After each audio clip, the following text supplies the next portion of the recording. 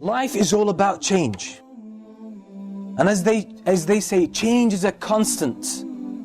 Change is a constant. Because if you don't change by choice, Shaitan will change you by force. It's a matter of decision. You either decide to change favorably and take control of your life, which is your mission in this world, which is the reason you are created, which is the reason Allah put everything at your service. Because you are the decision maker in this world. The sun doesn't decide its course. The moon doesn't. Rain doesn't. The whole world doesn't. Vegetation doesn't. Plants, animals, they don't decide anything about their lives. They're just programmed to behave in a certain way and follow a certain course. You're the only one given choice. The angels don't decide. They just follow the instructions.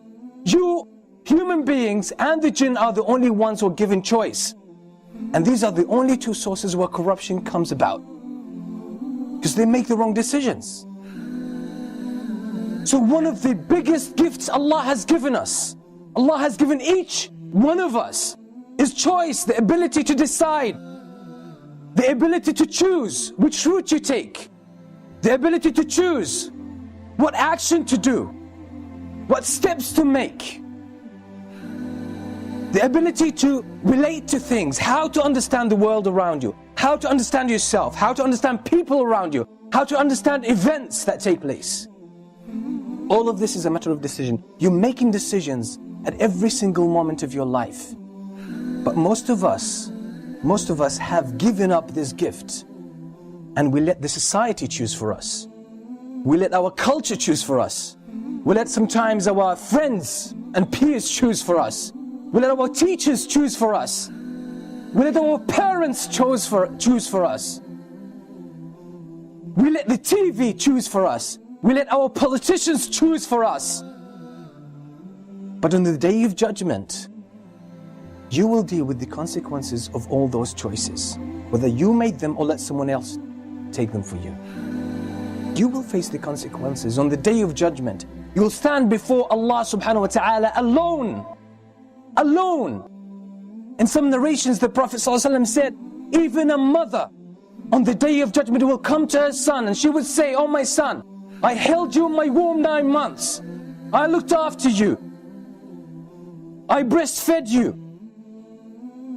And I stayed up all night just to look after you. I wasted my life and my years just for you to grow up and become independent. And you became independent and successful.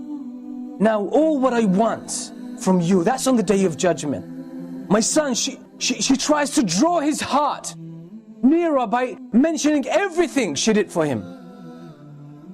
Then she says, "Oh my son, in exchange of all of this, all what I'm asking for is one hasana, one good deed, one reward. Just give me one reward from your records so I can be saved from the hellfire. I just can secure a position or a place in paradise. That's all what I'm asking of you." You know what? That son, with all his respect and love for his mother, he says, "Mom, with all respect," I'm paraphrasing by the way, "the hasana you're asking for, I'm more in need of it than anyone else. Some other time, Mom. Some other time." On that day you will stand before Allah subhanahu wa ta'ala alone, and you will be asked about every single decision. The woman passing down the street that you looked at and you kept staring at will be brought to you live, you could see it.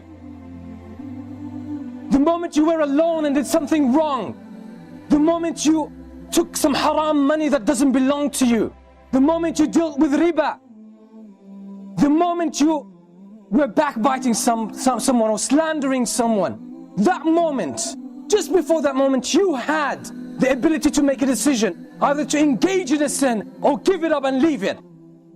But you made the wrong decision, and it will come to you that moment. It will be placed and it will be manifested in front of your eyes when you're standing before Allah subhanahu wa ta'ala, and He will ask you about it.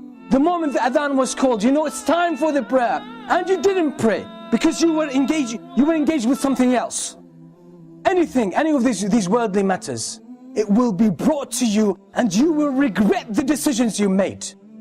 When you listen to the whispers of shaitan, when you listen to the advice and the social evidence of your friends, of your family, of your culture, and you just flew with the tide, that moment will be brought to you and you will be asked about it, and you will feel so much pain about it. The first moment of pain you'll start to feel is the moment the angels come to you and start dragging your soul out of your body. That's the moment Allah subhanahu wa ta'ala spoke about in the Quran so many times. So many times. Allah subhanahu wa ta'ala says, حَتَّى إِذَا جَاءَ أَحَدَهُمُ الْمَوْتُ قَالَ رَبِّ ارْجِعُونَ. The moment death comes to one of them, he says, رَبِّ ارْجِعُونَ, oh my Lord, send me back. That's the moment the soul is dragged out of this body.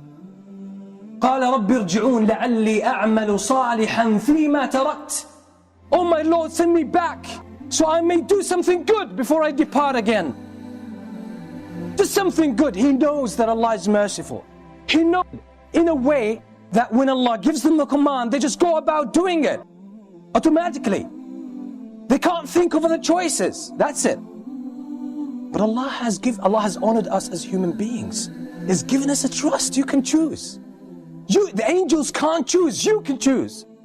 The sun and the whole universe in its magnificence cannot choose, can't make any choice. You can choose. You can choose, and this is why everything is put at your service. You can control it to a certain extent. And the most important thing to control is that piece of flesh that controls everything in your life. That's the central point. That's the center of a human being. You control it. You can control everything in your life. You can control your eyes, your hands, your tongue, and everything. Discipline your heart. Everything will fall in place in your life.